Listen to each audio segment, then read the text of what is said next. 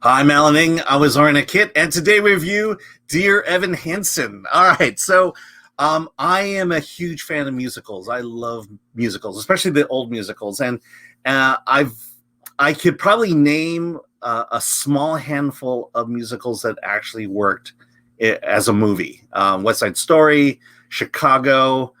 Nothing else really comes to mind. I was waiting for Into the Woods, and I was sorely disappointed by Into the Woods. So here we have Dear Evan Hansen, and I will just say I like this movie. I even teared up during the movie, but it's not your traditional musical on as cinema.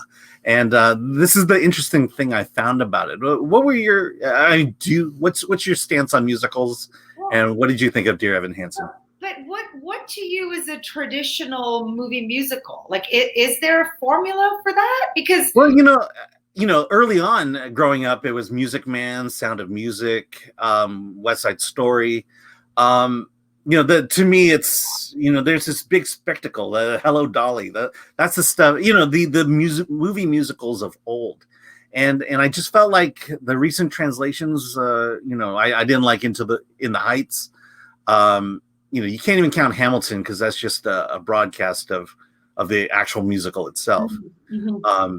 As a musical, I liked it. I like Dear Evan Hansen, but I do have issues with it that I do find interesting, and I partly liked and I partly didn't. Okay, so my stance on musicals. I mean, if they're done well, I mean, it's to me. I feel like if you're gonna watch a musical, even if it's Bohemian Rhapsody or the Elton John biopic, which aren't traditional musicals in that, like, it's a Broadway play hit, I think or whatever. Just to kind of clarify, I'm referring more to the Broadway adaptations as opposed to actual musicals.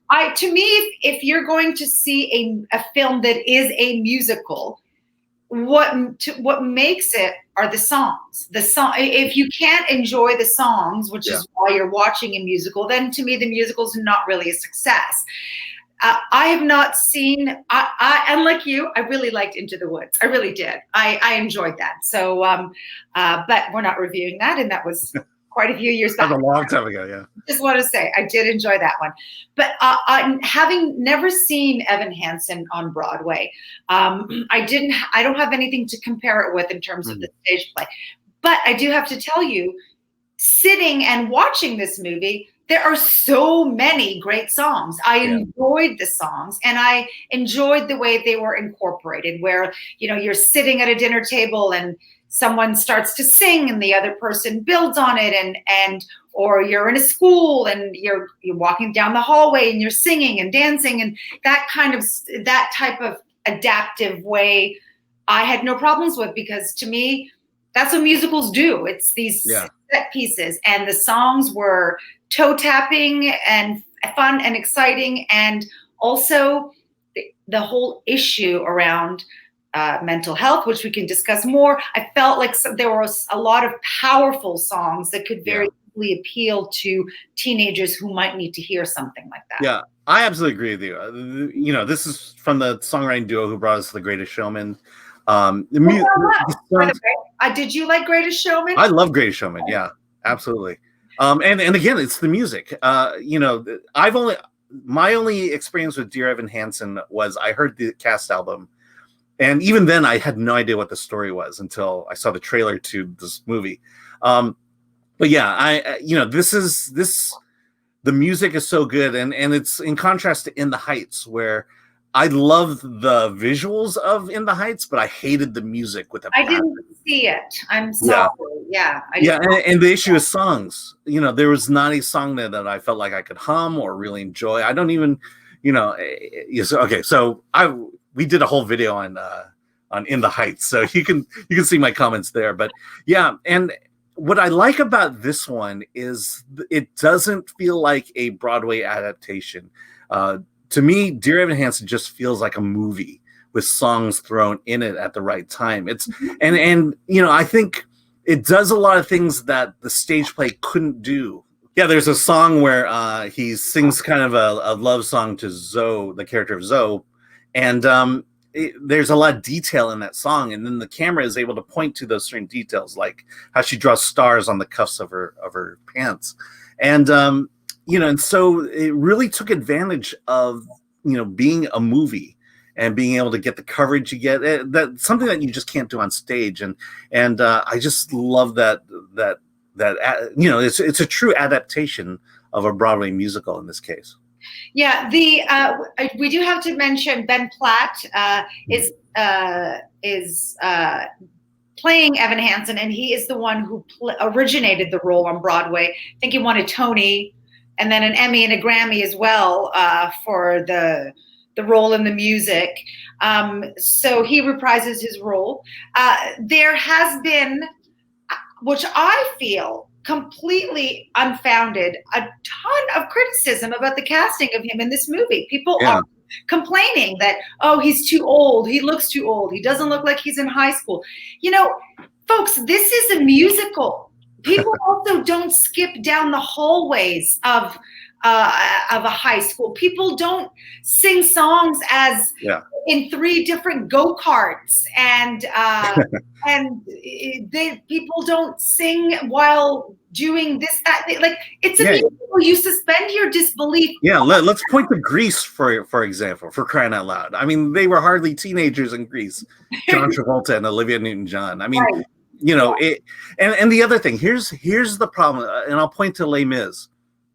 The problem with Les Mis is they got actors who could barely sing to do this, and so it ruined the entire movie as a musical. Which version? Here they got actors who could actually sing. Were you talking about the Hugh Jackman? Yeah, Hugh Jackman. Yeah. Anne Hathaway version? I mean, Anne Hathaway was great, but Hugh Jackman, the role, as good as he can sing, he was not made for that role from a vocal standpoint. Yeah. And then Russell Crowe, enough said there. They took these great songs from Les Mis and bastardized them with actors who couldn't live up to the challenge of singing those songs. Here you have the guy who made this musical.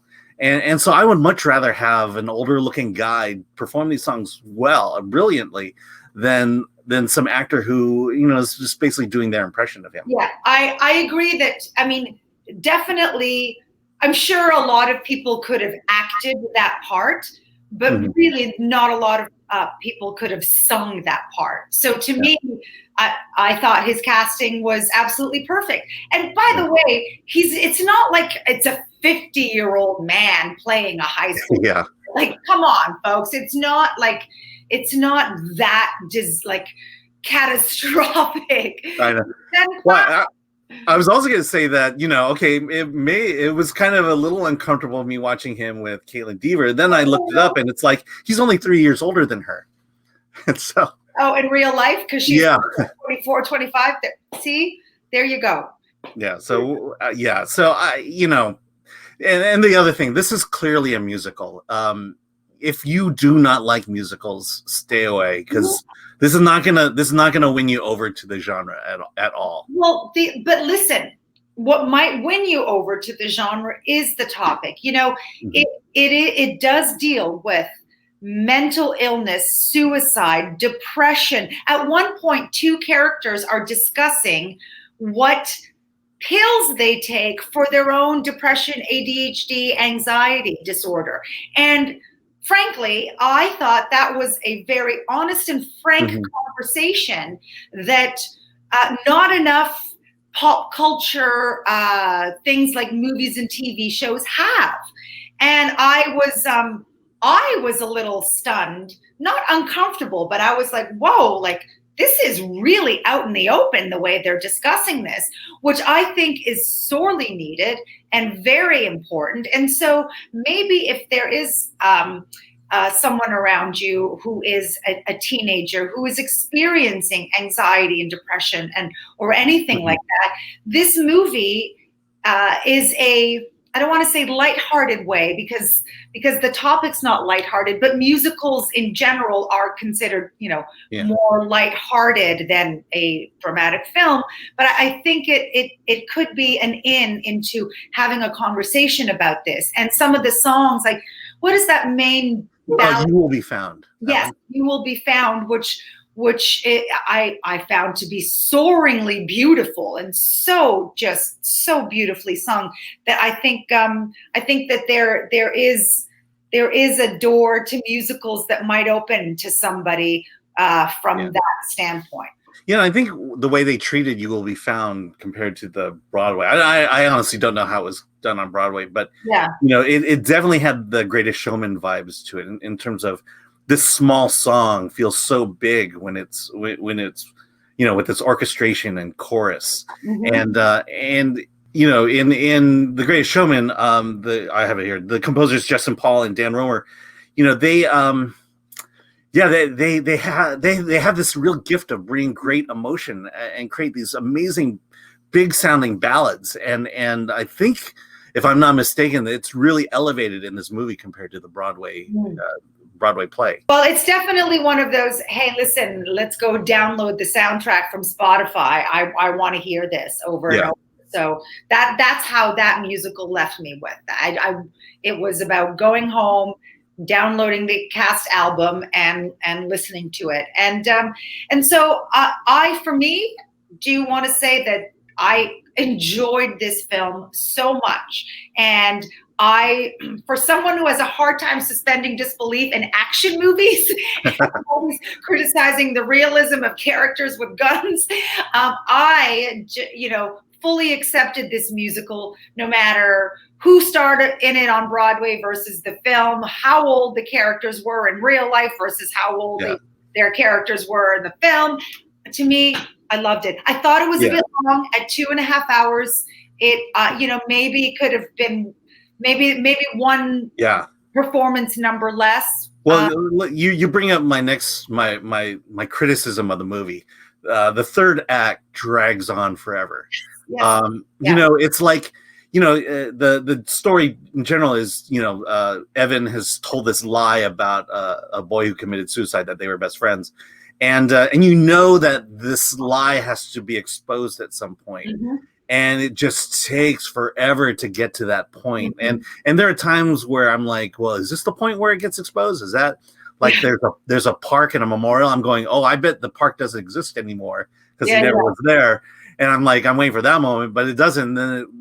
So it just drags on. And I wish there was a way that it could have been streamlined to get to the point without, ruining it. And then I looked it up. The movie runs, let's just say 2 hours, 10 minutes without credits.